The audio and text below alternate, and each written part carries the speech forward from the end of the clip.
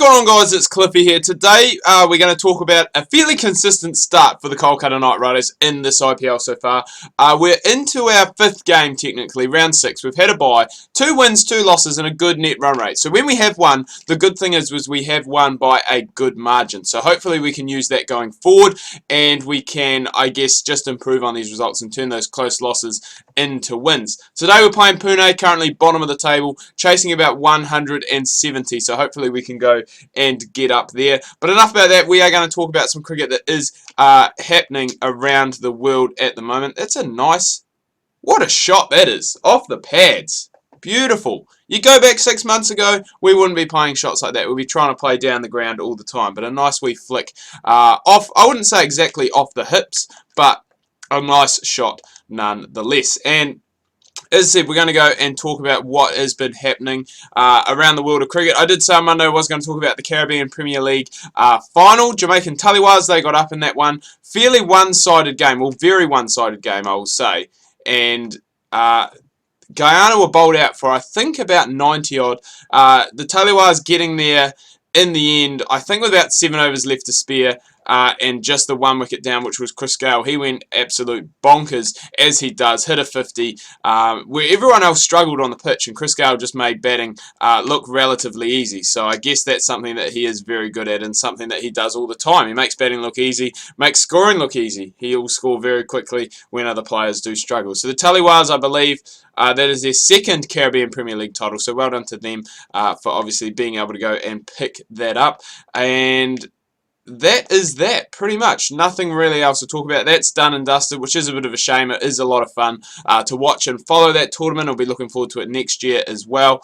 But yeah, no other real T20 tournaments going on at the moment now. I think the next one probably that we will come around to will either be the Pakistani Super League or the Bangladesh Premier League, I believe, in terms of domestic T20 cricket. So we'll have to wait for those to come along. Next one I'm going to talk about is, I was going to say, there's probably a few players that are playing in this game here representing both teams, not just the one. But India taking on the West Indies in the, I think it's the third test, second test, I'm not 100% sure, but it's one of those. We finally get one away off the last ball. And we've been struggling a little bit here, 12 off 10 to start our innings, which is very unlike us, normally very aggressive, but today looking to go and play it out. But anyway, that West Indies-India game finished on day 1 at stumps, 5 wickets down for the Indians, but 200 and, I'm just trying to remember off the top of my head, I think it's about between 250 and 280. Very hard to try and remember all the numbers, but somewhere around there. Top order really struggled for the Indians, which was very strange. I think, oh crap, what's his name? I can't remember his name. Rahul, the opener, I believe. He scored 50, and I think that was only really the score of significance from the top order. I think Ajinkya Rahane, 35, until he went and got out. It was a very long and slow innings from Rahane, but it was probably what was needed. Virat Kohli made hardly any, and I'm just trying to think. Don't think Pujara made too many, and Dhawan, I think, only made 1, so possibly his head may be on the chopping box. Considering how well Rahul was going, Murali Vijay coming back into the side, possibly we could see Vijay and Rahul opening the innings, very possibly. It is very hard to tell what he's going to do. 3 very good openers. I do include Dhawan in that because, you know, on his day he can be very, very effective. You know, he just needs to get his day, and that's a nice shot. Poked away through point. And it is going to help us out. It's going to pick up 4. So we've still got 8 off that over. So we're still going at a fairly decent rate.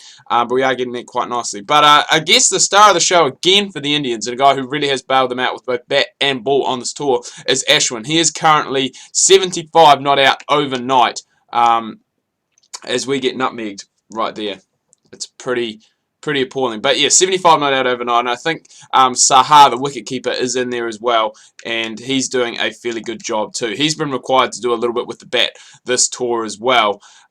Especially, I mean, the Indian top order has been good, but there hasn't really been, you know, 2 players in that top 5 that have really stood out in the same innings. It normally has been one of them, and then they've needed support from the tail, which is what they've gone and got. So good on them for going and getting that there. But that's the state of that game. The next game is the New Zealand-Zimbabwe series, which is coming towards an end. The second test, we're at stumps on day 4. New Zealand declaring about 160 odd for 2.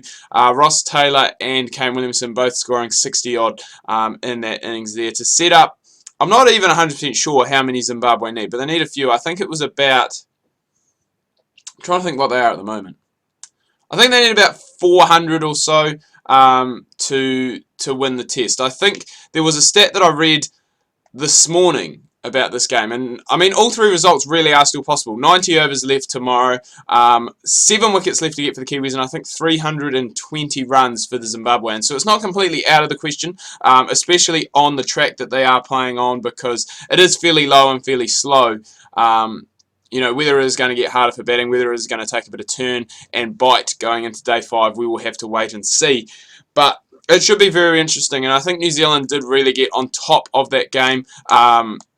Oh my God. What is going on today? We just can't do anything. New Zealand really did get on top of that game with those 3 late wickets, especially the one just before stumps of Raza for a duck. I think all the quick bowlers managed to go and get in on the wickets in that second innings so far. I believe Southey got the last one, Bolt got the first one, I think Wagner may have got the first one actually, and Bolt may have got the second one, but Southey definitely got the third. And you'd have to say that, you know, pressure obviously on Zimbabwe. They're looking to go, I'd say probably more save the test rather than try and win it from the position that they're in. But, you know, we will wait and see. As I said, 320 runs. It can be done. It can definitely be done. It can definitely be scored in one day's play, especially if the pitch isn't really offering too much. I didn't watch last night, so I'm not 100% sure if the pitch, you know, if a lot of balls are starting to stay low. You know, is it turning for the spinners? Obviously, New Zealand have 2 very good spinners in Ish Sodhi and Mitchell Santner that can go and possibly get the job done. But it will, as I said, be very interesting. Interesting enough, we've actually gone and picked up a 4 there, because we've been struggling. It is very weird to see us struggle in this fashion in a T20. We've faced 25 deliveries, and we are not scoring at over 100 strike rate, which is very strange, because normally we are very aggressive. That's how we have been in, you know, the past. That's how we've been in this tournament so far to date, but not today. Today we've struggled. Luckily, Jacques Kallis is kind of picking up a little bit of our slack down the other end, but still 91 off 11. It's not the end of the world, especially with those 9 wickets left in hand, and we just need to continue to keep going and hopefully get those boundaries. Hopefully they haven't gone and put a man back there, you know, on the guide down to 3rd man, because that is going to help us out big time. And as I said, Jacques Kallis, he really is, I was going to say the reason that we're doing so well, but we just go and play an absolutely stupid shot, 28 off 28, which again is something that we are not very used to. I'm not sure what I was trying to do there. Kind of caught in between of playing it through point and trying to run it down to 3rd man again. In the end, just gets a thick outside edge, and Yuvraj Singh, the fill-in keeper for some reason,